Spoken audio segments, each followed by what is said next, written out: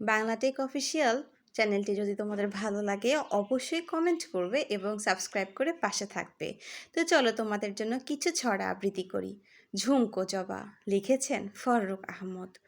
ঝুমকো জবা বনের দুল, উঠল ফুটে বনের ফুল।